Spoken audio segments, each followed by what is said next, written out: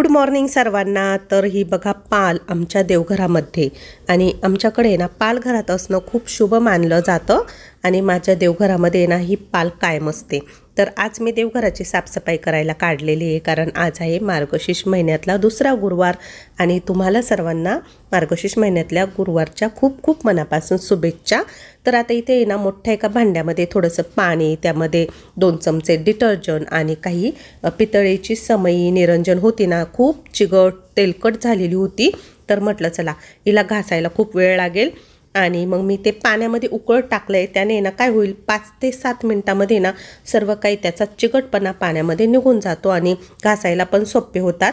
तर आज मी ना सर्व देवांना असं मस्त चकाचक करणार आहे। तर देवांना आंघोळ घालण्यासाठी म्हणजे देव स्वच्छ करण्यासाठी मी गोदाजलची छोटी बॉटल आणलेली आहे। तिने तर देव मस्तपैकी स्वच्छ केले आणि तांबे पितळीची भांडी घासण्यासाठी भैया पावडरच वापरते मी। तर हे सर्व काही घासण्यासाठी मला जवळपास 1-1.5 तास लागला आणि सकाळी मला पूजा मांडायला जमलं नाही, त्यामुळे मग मी 4 नंतरच पूजेची मांडणी करणार आहे। तर सर्व कामावरल्यानंतर मग मी ना पूजेची तयारी करत होते आणि हा देवी आईचा मुकुट, तर हा मुकुट जवळपास घेऊन मला बरेच वर्ष झाले, जुना आहे। मी मुंबईला जेव्हा गेली होती ना महालक्ष्मी आईला, तेव्हा मी हा मुकुट आणलेला आहे, पण आता बऱ्यापैकी जुना झाला आहे। तर म्हटलं चला याला थोडंफार काहीतरी मस्त डेकोरेट करू। तर माझ्याकडे हे डायमंड होतेच, गणपती बाप्पाला आणले होते मी तेव्हा, तर ते लावले मी। तर कसं दिसतंय, छान दिसतंय ना। आणि आता पूजेची मांडणी करायची। तर इथं मी ना ज्या ठिकाणी पूजा मांडायची ती जागा स्वच्छ पुसून घेतली, सर्वच घराची फरची मी पुसून घेतली गोमूत्र खडे मीठ हळद टाकून, आणि खाली स्वस्तिक काढले, लाल रांगोळीने काढलेलं आहे। त्यानंतर त्यावरती चौरंग ठेवला, चौरंगावरती वस्त्र, आणि आज मी छान असं मस्त डेकोरेट केलेलं आहे। आणि इथं बघा तुम्ही, मला जो चौरंग भेटलेला होता ना तो मी इथं ठेवलेला आहे। यावरतीच आता आपल्याला कलशाची स्थापना करायची आहे। तर यावरती थोडेसे तांदूळ टाकले आणि तांदळाचंच आपल्याला अष्टदल कमळ काढायचं आहे। या ठिकाणी आज स्वस्तिक नाही काढायचं, अष्टदल कमळ देवायला खूप प्रिय असतं। त्यानंतर यावरती पाण्याने भरलेला माझा हा कास्याचा तांब्या आहे, कास्य धातू असतं ना त्याचा, तर त्यामध्ये पाणी, 1 रुपयाचं नाणं, सुपारी, हळदी कुंकू, अक्षदा आणि छोटंसं एक लाल गुलाबाचं फूल, तर यामध्ये दुर्वा पण टाकू शकतो। आणि तांब्यावरती कुंकवाने 5 रेषा ओढायच्या आहे। आणि आज मार्गशीर्ष महिन्यातल्या गुरुवारच्या पूजेला आहे ना फळांची फुलांची पानं लागतात पूजेसाठी, तांब्यामध्ये ठेवायसाठी। तर इथं मी ना आमच्या जवळपासच ही झाडं होती, तर घेऊन आली, स्वच्छ पाण्याने धुतली आणि कलशामध्ये ठेवली। त्यानंतर नारळ ठेवताना जो टोकदार भाग आहे ना तो खाली ठेवायचा आणि शेंडी वर करायची। तर अशा पद्धतीमध्ये नारळ ठेवला आहे आणि छानपैकी आज मस्त देवी आईला साडी घालणार आहे मी। तर हा ब्लाऊज पीस पण मला सोमवारच्या दिवशी ओटी भरली ना तेव्हाच भेटलेला आहे, हिरव्या कलरचा, तर मला खरंच खूप आवडला। आणि आज मी ना थोडीशी वेगळ्या पद्धतीमध्ये देवी आईची सजावट करते। आज देवी आईला ज्वेलरी न घालता मी ना फुलांचा हार, फुलांच्या इयरिंग्स म्हणजे फुलांचे अलंकार बनवलेले आहे। आणि खरं सांगते मला आहे ना ते बघूनच खूप छान वाटलं, कारण एवढी काही माझ्याकडे ज्वेलरी नाही आहे, मी पुढच्या वेळेस घेऊन येईल, पण आत्ता नव्हती माझ्याकडे, खूप जुनी होती। तर म्हटलं चला आज मस्तपैकी ना छोटे छोटे हे गुलाबाचे जे फुलं दिसत आहे ना ते माझ्या झाडालाच आलेले होते आणि मी मार्केटमधून शेवंतीची फुलं घेऊन आलेली होती। आणि आता सर्वात शेवटी मस्त रांगोळी काढते, तर छाप्यानेच रांगोळी काढते कारण एवढा काही वेळ नव्हता। आणि देवी आईला नैवेद्य म्हणून इथे दूध गरम केलं आहे, त्यामध्ये थोडीशी साखर आणि केशराच्या 4-5 काड्या टाकल्या आहे। केशरयुक्त दूध देवी आईला दाखवलं नैवेद्य म्हणून, आणि केळी पण आणलेली होती। आता अगरबत्ती धूप लावून देवी आईची पूजा करून घेणार आहे। आणि बऱ्याच ठिकाणी काही ताई ना सकाळी सकाळी पूजेची मांडणी करतात, ज्यांना जमत नाही ते संध्याकाळी पूजाची मांडणी करतात। आता मला तर सकाळी नाही जमलं, कारण सकाळी तुम्हाला माहिती आहे पूजाचा डब्बा टिफिन असतो, घरातली सर्व कामं असतात, त्यामुळे मग नाही जमलं। मग मी म्हटलं चला आता आपण ना संध्याकाळी मस्त पूजेची मांडणी करू। तोपर्यंत सर्व घरातली कामं माझी आवरून झालेली होती। आणि आज मी ना देवी आईच्या पाठीमागे असा चौकोनी प्लाऊड लावलेला आहे आणि त्याला काही माळा ठेवलेल्या आहेत अशा लावून। तर कसं वाटतंय तुम्हाला, थोडंफार मी असं डेकोरेशन केलं, जसं मला जमेल तसं मी केलं, पण खरंच खूप भारी दिसत होतं। आणि आता आहे ना सर्व पूजा झालेली होती, नैवेद्य दाखवून झालेला होता। आता धूप लावून घेते, आरती तर करणार आहे संध्याकाळी, नैवेद्य दाखवल्यानंतर आरती पण करून घेईल। आणि खरंच देवी आईचं रूप अगदी असं मस्त खुलून दिसतंय ना, खूप छान दिसत होतं।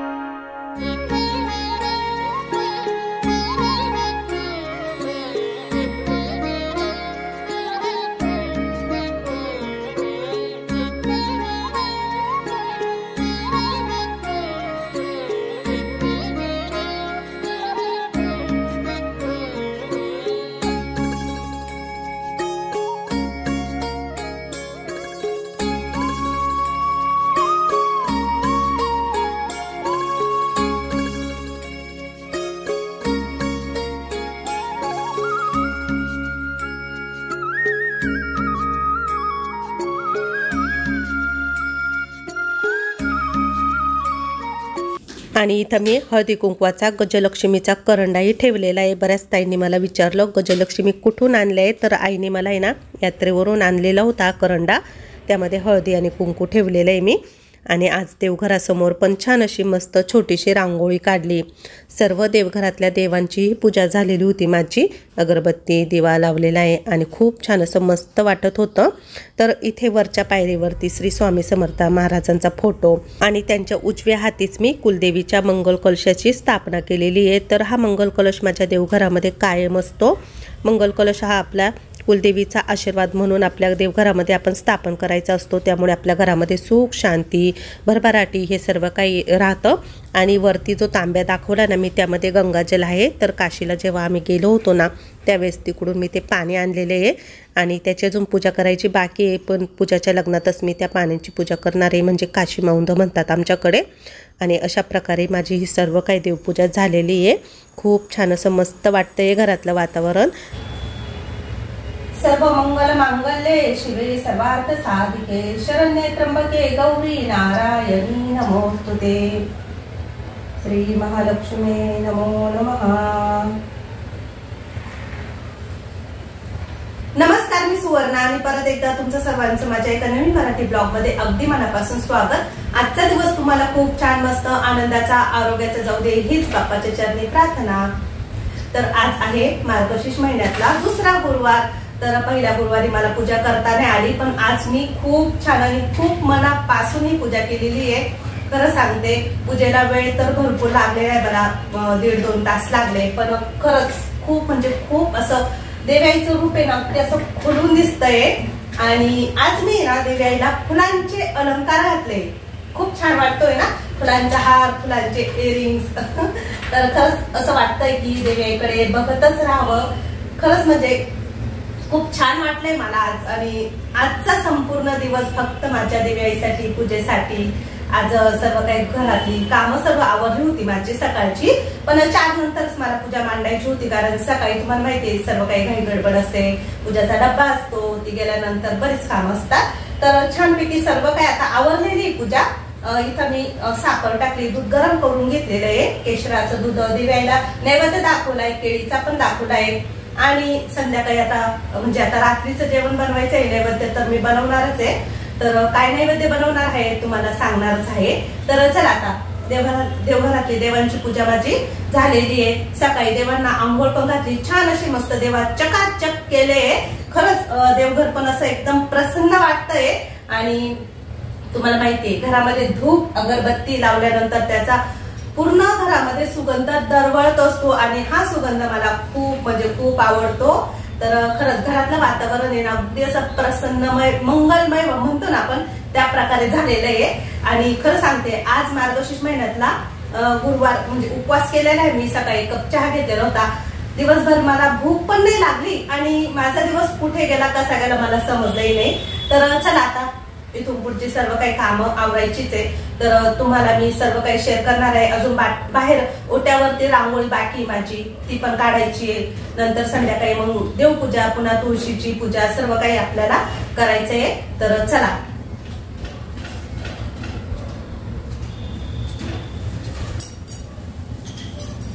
महालक्ष्मी आईची पूजा मांडून झाल्यानंतर मग इथे उंबरट्यावरती पण हळदीचं लेपन केलं, छान अशी उंबरट्यावरती सजावट केली, रांगोळी काढली, स्वस्तिक काढलं, पूजा करून घेतली। आणि ओट्यावरती आता इथे मी छोटीशी रांगोळी काढते, फार मोठी नाही काढते, छोटीशीच काढते, कारण वेळ पण कमी होता, अजून बरीच कामं होती, स्वयंपाक करायचा होता, तयारी करायची होती। माझी बाहेरची रांगोळी झाली, तुळशी भोवती पण थोडीफार छान अशी मस्त रांगोळी काढली। मस्त गरमागरम कडक चहा, दूध पण तापवून झालेलं आहे। हाय सर्वांना, गुड इव्हिनिंग। तर आता संध्याकाळचे 6 वाजलेले, माझी सर्व देवपूजा झालेली आहे, पण अजून मला आहे ना तुळशीला दिवा लावायचा बाकी आहे आणि उंबरट्यामध्ये पण दिवे लावणार आहे मी। तर थोडासा अंधार पडला की 6:30 वाजता लावेल, तोपर्यंत म्हटलं चला मस्त कडक कडक चहा घेते, कारण आज आहे उपवास। सकाळी अर्धा कप घेतला, आता अर्धाच कप घेणार आहे। बऱ्याच ताईंची कमेंट आली की ताई तुम्ही खूप चहा घेता, पण उपवास आहे त्यामुळे, आणि माझा चहा आहे ना जरा फिक्का असतो, जास्त काही गोड मी घेत नाही। तर चला चहा घेतल्यानंतर मला स्वयंपाक करायचा आहे। आणि आज माझ्या किचनच्या रॅकमध्ये थोडाफार बदल केलेला आहे मी, तर समजलं असेल काय बदल। तर इथले डब्बे मी ना काढून टाकले, कारण ते जरा मला आवडतच नव्हते, थोडेसे जुने झाले ना त्यामुळे. आणि इथं मी ना छान अशी माझी चूल आणि ह्या चिनी मातीच्या बरण्या, त्यानंतर हे छोटंसं माझं ट्री आणि इकडे चमचे वगैरे ठेवलेले. तर थोडंसं म्हटलं छान दिसेल अशा पद्धतीमध्ये. चला, चहा झालेला आहे माझा, चहा घेते आणि स्वयंपाकाला लागते. तर आज मी ना करणार आहे मस्तपैकी डाळ भात. तुम्हाला माहितीच आहे, नैवेद्य दाखवायचं म्हटलं तर माझा आहे ना डाळ भात फिक्स असतो. तुरीची आणि मुगाची डाळ मिक्स वरण नाही आणि डाळ तडका पण करणार आहे. तर मला काही डाळ तडका आवडत नाही, मुलांना खूप आवडतो, पण मग माझ्यासाठी साधी डाळ करणार आहे मी. आणि त्याच्यासोबत मस्त फ्रेश मेथी घेऊन आली होती मी मार्केटमधून.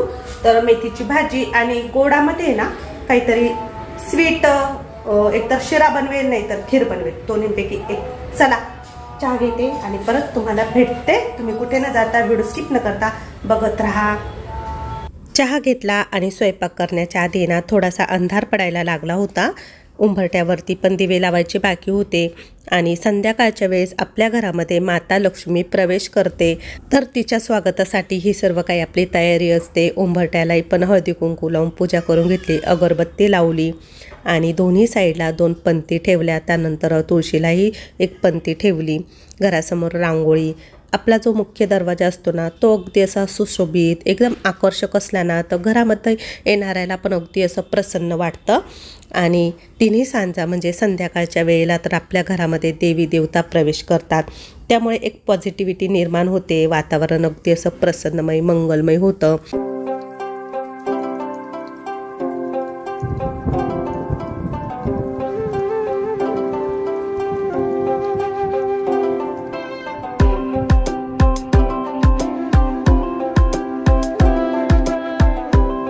बाहेरची पूजा झाली आणि आता घरामध्ये आल्यानंतर सायंकाळच्या वेळेला आपण असं काही वाचलेलं चांगलं राहतं. तर म्हटलं आधी स्वयंपाक करण्याच्या आधी ना देव्याची ही कहाणी वाचायची असते आजच्या दिवशी, गुरुवारच्या दिवशी, श्री महालक्ष्मी महात्म्य. तर हे मी ना आता वाचायला बसणारच आहे, तर ऐका तुम्ही थोडंफार. झालं, देवीच्याही मनात आलं राणीला आपण भेटावं, मागच्या जन्मीची आठवण द्यावी, ओळखती की नाही बघावं. राणी राजवाड्यात सुखाने राहत होती, राजाही कौतुक करी, तिचे लाड पूर्वी. त्या दोघांना पुढे 7 पुत्र आणि 1 कन्या झाली. कन्येचं नाव होतं शांबाला. एके दिवशी काय झालं, देवीनं म्हातारीचे रूप घेतले, फाटकं वस्त्र नेसले, माथी मळवट फासला, हाती काठी घेतली, काठी टेकीत राणीला भेटायला आली. कहाणी वाचून झाल्यानंतर आता नैवेद्य बनवायचा होता. तर इथं मी कुकरमध्ये तुरीची आणि मुगाची दोन्ही पण डाळ घेतलेल्या आहे. 2-3 पाण्याने स्वच्छ धुवून घेतल्या आणि त्यामध्ये जिरे, हिंग, हळद टाकली आणि 2-3 शिट्ट्या करून घेतल्या. आता डाळ पण छानपैकी मस्त शिजली आहे. तर आता शेगडीवरती एका कढईमध्ये मेथीची भाजी करते. भाजी पण निवडून स्वच्छ धुवून ठेवलेली होती आणि एका साईडला आहे ना डाळीला फोडणी द्यायची आहे. तर साधीच डाळ बनवते आता मी. आणि बऱ्याच ठिकाणी देवीला नैवेद्य दाखवताना कांदा लसूण विरहित जेवण बनवतात, पण आमच्याकडे ही पद्धत नाही आहे. आमच्याकडे सर्वजण लसूण कांदा वापरतात आणि स्वयंपाक करतात, नैवेद्य दाखवतात. आपण जे पण काही खातो तोच नैवेद्य देवीला दाखवतात, असं काही नाही की कांदा लसूण वापरू नये वगैरे. तर चला आता तेलामध्ये हिरवी मिरची, लसूण, टॉमॅटो, जिरं, मोहरी टाकलेली, कढीपत्ता नव्हता तर मी आणलाही नाही, माझ्या लक्षातही राहिलेलं नाही. तर डाळीमध्ये ना फोडणी टाकली आणि छान आता डाळ करते. तर साधीच डाळ करते, डाळ तडका करायचा होता पण नाही केला. तर साधी डाळ मला खूप आवडते. आणि दुसऱ्या शेगडीवरती मेथीची भाजी पण शिजते माझी. कुकरमध्ये आता थोडंसं पाणी टाकून आहे ना डाळीला पुन्हा एक 5 ते 7 मिनटं ना उकळू देणार आहे. आणि यामध्ये आता चवीनुसार मीठ. तर ही माझी डाळ खूप छान झालेली आहे, मस्त लागते. आणि भाजी झाली त्यानंतर लगेच मी चपात्याही बनवून घेतल्या. चपात्या झाल्या आणि आता सर्वात शेवटी गोड शिरा बनवते. तर कढईमध्ये इथे मी साजूक तुपामध्ये रवा चांगला असा परतवून घेतला. थोडासा कलर ब्राऊन होईपर्यंत रवा छान असा मस्त भाजून घ्यायचा आहे. आणि आज मी खीर नाही बनवली, आज मी गोड शिराच बनवते. दुसऱ्या साईडला गरम पाणी करत ठेवलेलं आहे आणि अंदाजेनुसार पाणी टाकायचं आहे, पण पाणी टाकताना गॅस कमी करायचा, नाहीतर ते अंगावर पण उडतं. आणि आता जेवढं लागेल तेवढंच पाणी आपल्याला इथे वापरायचं आहे. अंदाजेनुसारच पाणी टाकलं आहे मी. आणि यानंतर यामध्ये आपल्याला ड्रायफ्रूट काही टाकायचे असले ना ते पण आपण लगेच टाकले तरी पण चालतात. तर माझ्याकडे थोडेफार बदाम होते तर थोडे बदामाचे ठेचून घेतले आणि मनुका होता तोही टाकला. आणि आता यामध्ये ना साखर टाकायची. तर 1 मिनिटभर रवा आहे ना छान असा परतून घ्यायचा. त्यानंतर चवीनुसार साखर, म्हणजे जसं आपल्याला गोड पाहिजे तशी आपण साखर टाकणार आहोत. आणि छान आता सर्व काही आता मिक्स करून घ्यायचं आहे. साखरेचं पाणी झाल्यानंतर पुन्हा थोडंसं मिश्रण असं सैलसर होतं, पातळसं होतं. पण अजून आपल्याला ना 2-3 मिनटं रवा छान असा मस्त तुपामध्ये परतून घ्यायचा आहे. वरतून पुन्हा थोडंसं आहे ना मी 1-1.5 चमचा साजूक तूप टाकलं आहे. आणि मस्त असा आपला मऊ लुसलुशीत इथे गोड शिरा झालेला आहे. तर नक्की बनवून बघा. एकदम छान अशी मस्त साधी सिंपल रेसिपी मी तुम्हाला सांगितली. तर चला आता सर्व काही स्वयंपाक माझा आता झालेला आहे आणि सर्व देवांसाठी नैवेद्याचे ताट तयार करते मी इथे. देव्याईला देवघरामध्ये पण गणपती बाप्पांना पण सर्वात आधी तर गणपती बाप्पांना नैवेद्य दाखवायचा असतो.